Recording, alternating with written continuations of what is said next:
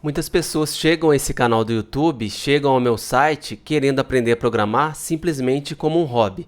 São pessoas que já têm uma carreira consolidada em outras áreas, como direito, tem pessoas que são funcionários públicos e querem simplesmente aprender essa nova habilidade, né, como um hobby. Então eles não têm intenção nenhuma de ganhar dinheiro com isso.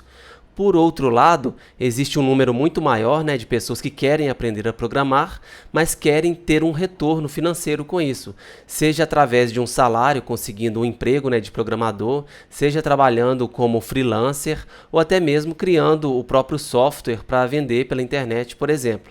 Então a gente tem esses dois grupos de pessoas. Se você é desse segundo grupo que quer aprender quanto cobrar por trabalhos de programador, fique comigo até o final porque é exatamente sobre isso que eu vou falar nesse vídeo.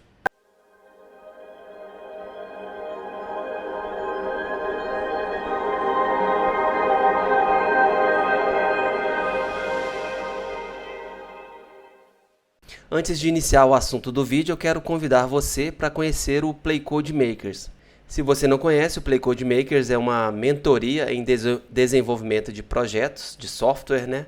Onde você vai desenvolver 60 projetos, começando absolutamente do zero. Então, a cada temporada você vai avançando e aprendendo o que for necessário, né? Para você desenvolver esses projetos.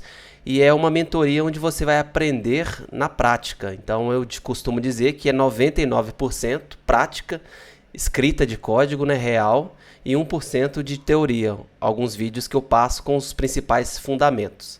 Se você tem interesse em conhecer mais, né, sobre essa metodologia inovadora que o pessoal está gostando muito, porque não fica só na teoria, né, e nada de código, acesse esse link, playcode.com.br/makers, e confira lá mais detalhes, tá ok? Agora voltando para o assunto do nosso vídeo, que é quanto cobrar, né, pelo trabalho de programador. O primeiro ponto que eu preciso te avisar é que você pode cobrar o valor que você quiser.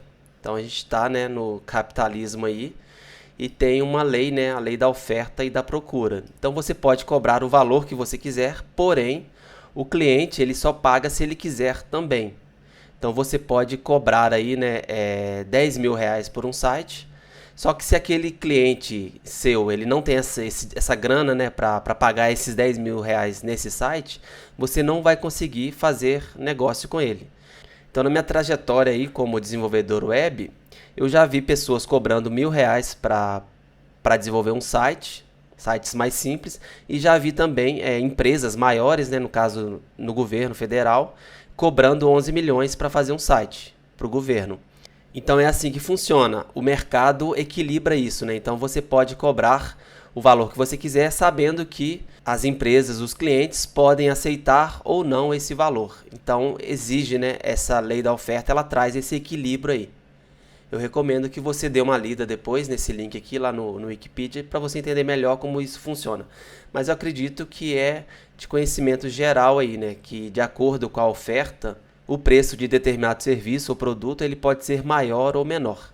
Antes de ir para um processo, assim, uma pegada mais prática, te mostrando inclusive uma planilha que eu preparei aqui para você, eu vou falar um pouco sobre as possibilidades, né, de trabalho de um programador. Então você como programador, você pode ser um empregado, né, de uma empresa, você pode ser um freelancer, ou você pode ser até mesmo uma empresa. Então você pode criar uma empresa, um CNPJ, que vai prestar serviços, né, de programação para outras empresas. Eu vou começar aqui falando sobre empregado. Então é uma relação de trabalho aí, né, que ela bem regulamentada, né, pelas leis trabalhistas aí. E geralmente a quantidade de horas é previsível. Então a gente tem aí as leis trabalhistas, né, que prevêem aí se o funcionário, né, se o empregado ele trabalha durante o mês inteiro, né, ele geralmente vai trabalhar aquelas 8 horas por dia, que no final das contas vai dar 220 horas mensais. Então é mais ou menos isso aí que é o cálculo por hora. Então se você recebe por mês ou por quinzena, não importa. No final das contas o seu salário é por hora. Então você divide isso aí para saber qual o valor que você recebe por hora. E isso tudo é a base, né? Por exemplo, se você faz hora extra, A base da hora extra é a sua hora de trabalho. Se você falta no emprego algum dia, eles vão descontar um dia inteiro de trabalho. Então, seria aquelas horas multiplicadas ali. Então, essa é a base aí do emprego formal, né? Tem as leis regulamentando, né, essa relação de trabalho aí, mas no final o que manda mesmo, né, seja qual empresa você estiver trabalhando, é se você está dando lucro para a empresa. Então, se você trabalha em uma fábrica de software com vários outros programadores, no final do mês a empresa verifica, né, se a folha de pagamento dela está menor do que o faturamento, do que as vendas que ela está fazendo naquele mês. Então é mais ou menos assim que funciona, preto no branco mesmo. E não existe nenhuma relação direta entre o lucro da empresa e o salário do funcionário, não. Então o Google pode pagar um excelente salário, mas o lucro do Google é muito maior do que o salário, a folha de pagamento dele. Se os funcionários do Google, né, trabalhassem, tivesse alguma relação com o lucro do Google, com certeza teria programadores aí ganhando milhões de dólares por ano aí. Então não existe essa relação direta. Seja a empresa que for, é claro que a empresa maior, com lucro maior, ela consegue pagar melhores salários. Mas não tem nenhuma relação aí não. Eu mesmo, quando eu trabalhava numa fábrica de software, eu tinha o meu salário ali baixo tal, e em uma semana eu conseguia trazer de lucro para a empresa 50, 60, 70 mil reais, dependendo, né, do projeto. Então é assim mesmo que o mercado funciona, tá ok? Para quem está começando é mais difícil, né? Para quem é iniciante nessa área de tecnologia, é mais difícil porque não tem nenhum parâmetro assim, né, de quanto que seria o primeiro salário. E muita gente faz o estranho cálculo de achar que tem que ser algo, tem que ter alguma relação com o tempo, com o valor da mensalidade da faculdade que ele pagou ali durante os 4 anos. Também não tem nenhuma relação. A empresa não tem nada a ver com isso se você pagou, né, tantos mil reais durante esses 4 anos na faculdade mais cara do Brasil. Mas é claro também, né, não significa que a empresa vai oferecer um salário mínimo para um programador, não significa aí que você deve aceitar também. Novamente, aquela lei, né, da oferta e da procura também se aplica aqui. Pois quando uma empresa vai contratar um funcionário, geralmente ela oferece um valor X ali, e o funcionário pode aceitar ou não. Ele, inclusive, tem a oportunidade, né, de negociar com essa empresa. Ele pode falar, por R$ 1.000 eu não aceito, mas por 1.500 eu estou dentro. Dando só um exemplo aqui de valores aleatórios aqui. Então existe essa mesma ideia, né, do mercado de venda de serviços, produtos. Para negociação de salário também é a mesma coisa. Você não é obrigado a trabalhar para nenhuma empresa. É claro que para quem está começando, né, eu indico que não se apegue muito ao valor do salário. Porque é muito mais fácil você ter um aumento de salário tendo algum salário do que não tendo salário nenhum. E é muito mais fácil também você negociar, né, estando empregado, beleza? Um ponto interessante aqui, que também tem relação com isso, né? Depois que você é funcionário de uma empresa e você já está ali engajado naquela empresa, você já conhece o processo, as regras de negócio, né, daquele software que você está desenvolvendo, você já se sente confortável ali, a empresa, para ela mandar você embora e contratar outro funcionário, ela tem um custo aí, que seria esse custo de treinamento inicial, né? Então, depois de um tempo, principalmente nessa área de tecnologia, né, de área de conhecimento, quanto mais tempo você está na empresa, mais caro você fica. Mas isso não significa que a empresa vai te dar esses aumentos aí que você teoricamente mereceria, não. E é por isso que de tempos em tempos você deve fazer essa avaliação se você está com salário, está satisfeito com o salário ou não, e ou pedir aumento ou procurar outras oportunidades. É assim também, né, que o mercado funciona. E sempre considere, né, o seu salário anual, porque eu conheço pessoas aí, né, que às vezes elas deixam de ser empregados CLT para se tornar PJ, né? Então prestar serviço como pessoa jurídica ou como freelancer mesmo. Só que elas esquecem de calcular os benefícios totais ali, né, no ano. Então, se você ganha R$ 1.000 por mês, você não ganha R$ 1.000, você ganha 14 mil, que seria R$ 1.000 de 13º e R$ 1.000 de férias. Tem mais algumas contas aí, mas só te dando um exemplo aqui. Então você deve considerar o seu salário anual aí também. E só para finalizar essa relação aqui, né, como empregado, em momentos de crise, onde tem muita gente desempregada, apesar de tecnologia a gente não ainda está enfrentando esse problema tanto ainda, Mas em momentos de crise, quando tem maior número de desempregados, programadores desempregados, por exemplo, as empresas acabam ganhando esse poder de barganha. Então, eles vão ter mais pessoas, né, disponíveis para trabalhar naquela empresa. Então, isso faz com que o salário tende a cair também.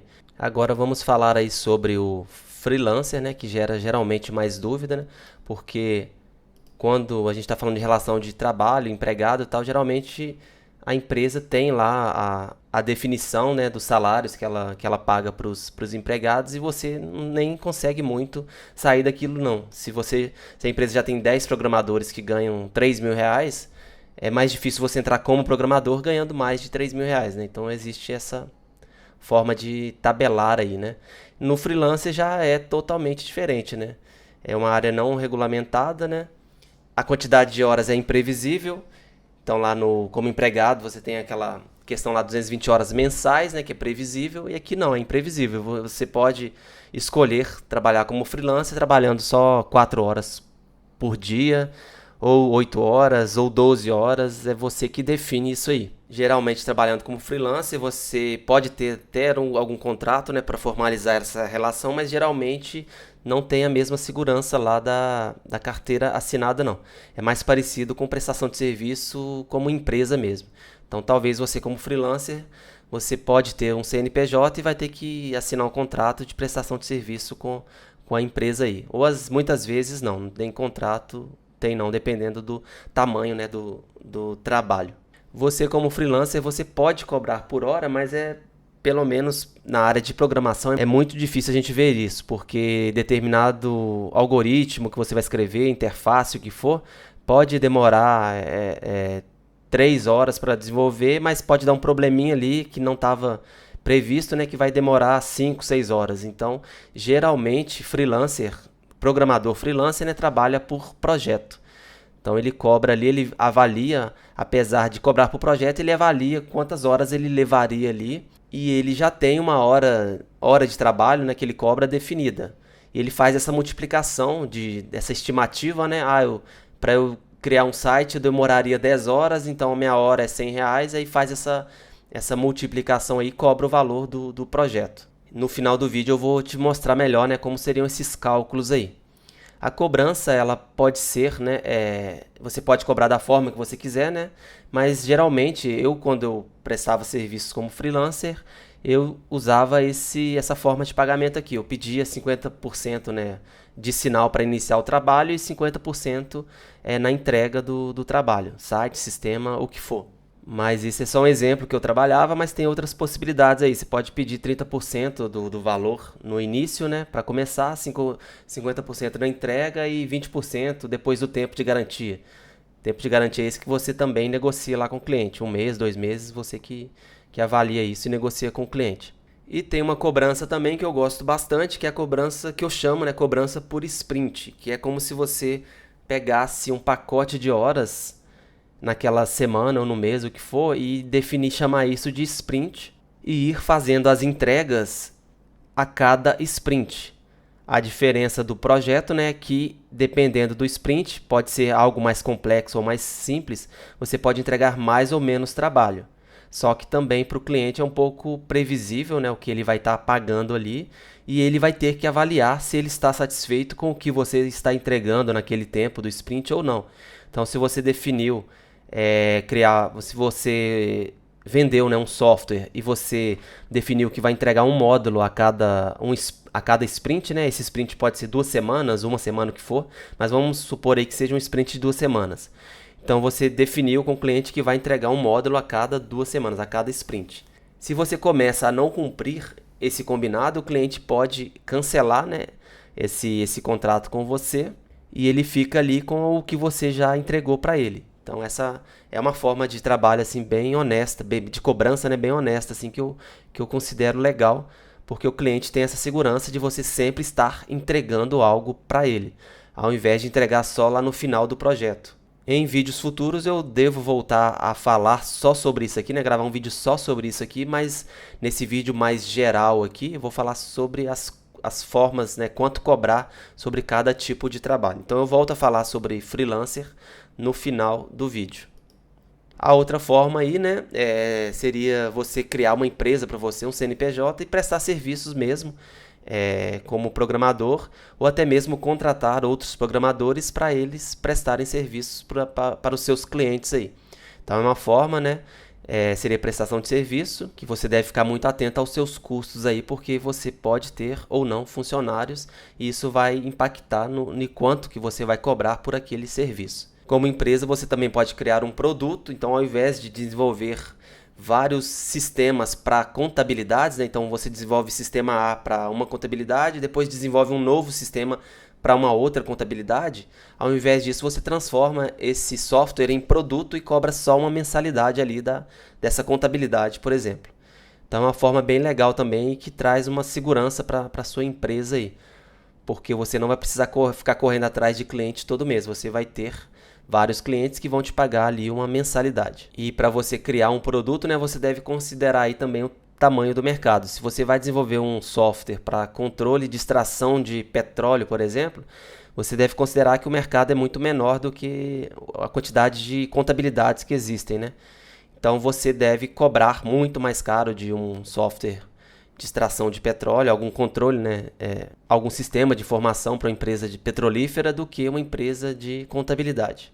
Então sempre considere o tamanho do mercado aí.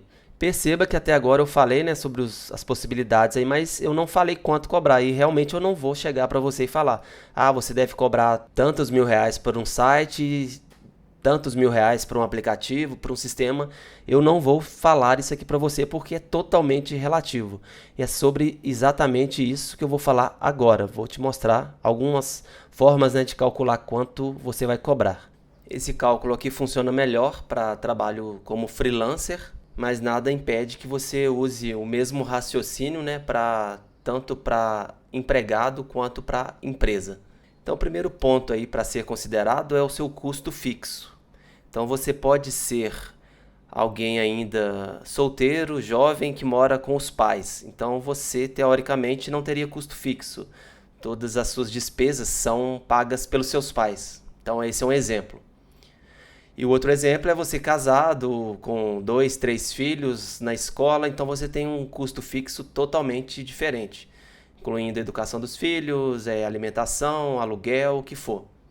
Então é muito importante que você saiba qual que é o seu custo fixo total aí.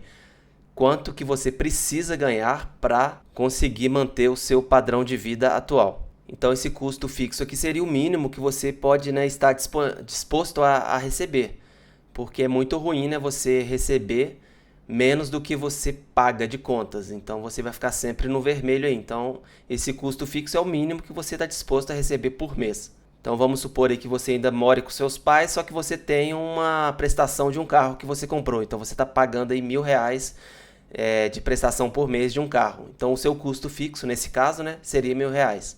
E você tem aí também para considerar qual que seria o rendimento, qual que seria a sua renda ideal aí. Então você não quer ficar só trabalhando para pagar a conta, né?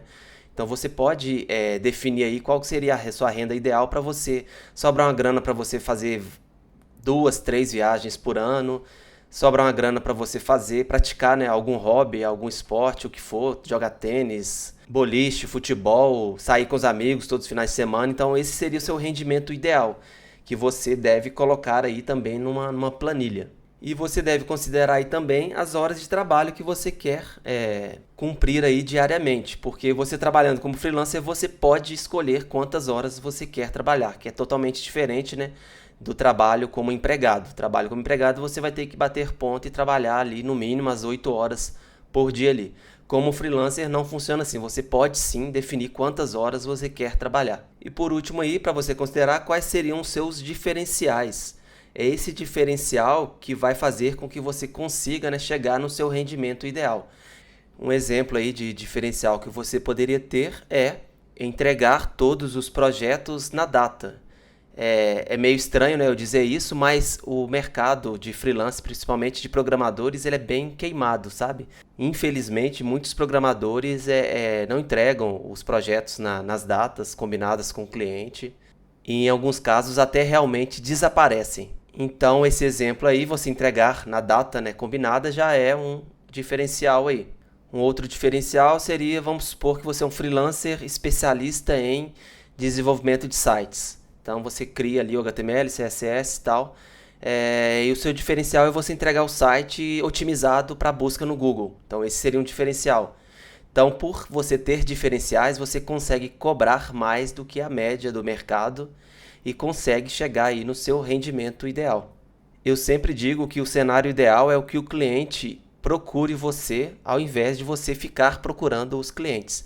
Então, se você entra num site igual o Orkana, onde tem vários e vários programadores, você começa a ter dificuldade porque tem muita concorrência e pode ser que você tenha que negociar por preço, e isso nunca é legal. É sempre bom você ter os diferenciais, né, que chamem a atenção dos clientes e os clientes escolham você por causa de determinado diferencial X ou Y. Então fique sempre atento a esses diferenciais aí. Se você não tem, estude o mercado, né? Estude os clientes, converse com os clientes, descubra quais são os problemas que eles estão enfrentando com os programadores atuais que eles contratam como freelancer e comece aí a prestar serviço de forma diferenciada. Em vídeos futuros eu quero voltar a falar um pouco mais sobre isso, né? Porque infelizmente, como eu disse, o nosso mercado de programadores freelancer está bem queimado por causa de alguns programadores, né? Aí as empresas acham que é o mercado inteiro, mas não é. Tem muita gente boa aí que tem comprometimento, né? E eu quero voltar a falar sobre isso para ver se dá uma melhorada no mercado como um todo aí. Agora eu vou te mostrar aqui, para finalizar, eu vou te mostrar uma planilha simples que eu criei aqui, só para você ver na prática, né? Como você calcularia aí o seu valor hora. Então vamos lá.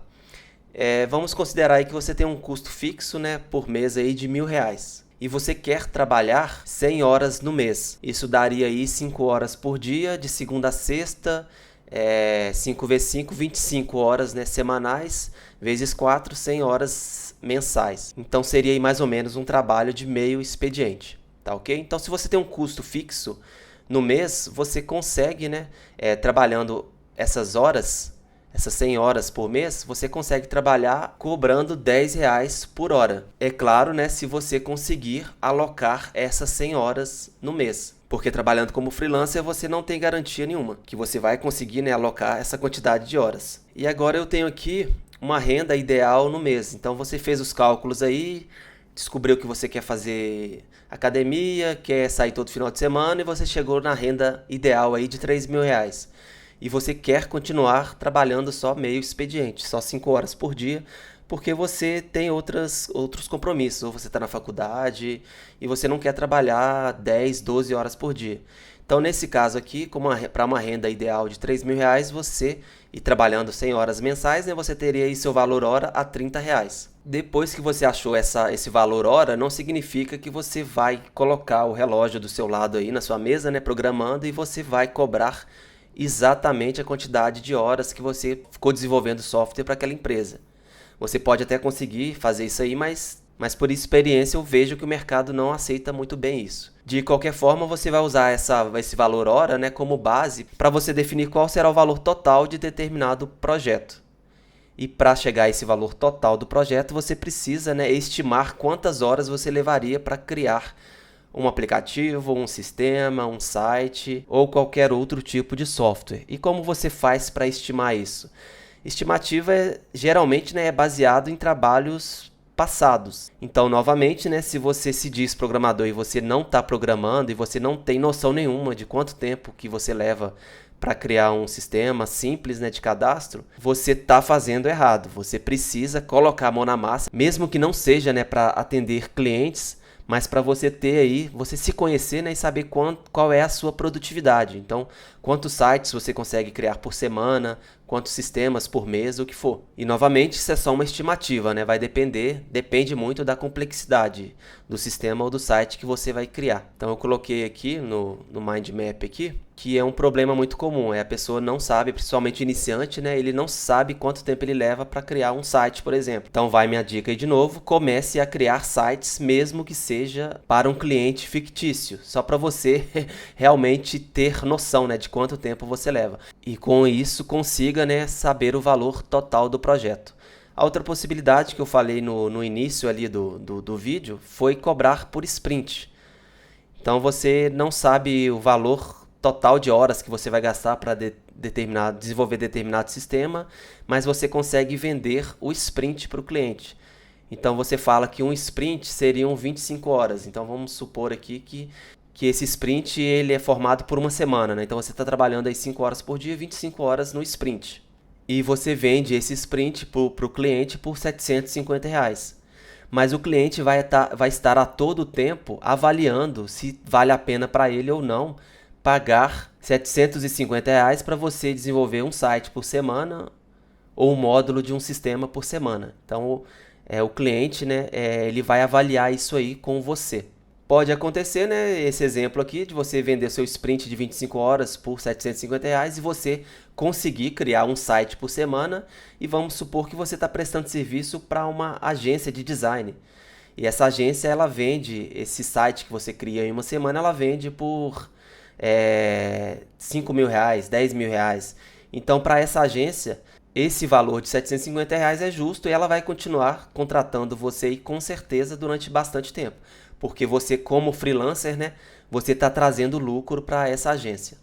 Então é isso, eu finalizo esse vídeo aqui. Eu te mostrei um cálculo rápido aí, mas é importante, novamente, né, que você conheça a sua produtividade, o que você consegue fazer em 10, 20, 30 horas, um mês, você precisa saber isso. E a melhor forma de fazer isso é diariamente escrever código. É isso que eu sempre falo lá para o nosso grupo de mentoria, o Play Code Makers. Você precisa escrever código para conhecer a sua produtividade e saber aí quanto que você vai cobrar por determinado projeto. E esses valores aqui foram totalmente fictícios, né? Então vai depender, por isso que eu não vou falar para você quanto que você deve cobrar, porque vai depender totalmente do seu custo fixo, do que você quer para sua vida, né? Qual a sua renda mensal ideal, quantas horas você quer trabalhar. Perceba que são muitas variáveis. Eu não consigo, né, gerar um número mágico aqui e falar que um sistema é R$10.000 ou um site é R$2.000, R$3.000. Não tem como eu fazer isso. Você precisa chegar a fazer esses cálculos aqui e aí sim, né, gerar um orçamento para o cliente, e pode acontecer desse cliente ele não ter grana para pagar você, e ele vai querer fazer, né, vai te pedir um desconto, vai querer negociar isso aí, e também, né, faz parte do trabalho aí. Você chegar a uma negociação aí que vai ser bom, né, para as duas partes. Beleza? Bem, é isso aí, espero que você tenha gostado do vídeo. Se gostou, comente aí. E se você tem alguma dúvida relacionada também, né, a esse assunto, que ele é bem amplo, isso aqui foi só um primeiro vídeo, né? Se você tem mais alguma dúvida em relação a quanto cobrar, por favor, poste lá no nosso grupo do Facebook. Eu vou deixar aí embaixo um link para você se tornar membro gratuitamente, né, do nosso grupo lá no Facebook, já está com mais de 200 pessoas, e para a gente discutir lá de forma mais próxima mesmo, porque eu não consigo acompanhar aqui os comentários do YouTube. A plataforma é bem ruim, eu não consigo ter essa conversação, né, usando só os comentários do YouTube. Então por isso que eu criei esse grupo lá no Facebook. Então você está convidado, o link está embaixo na descrição do vídeo.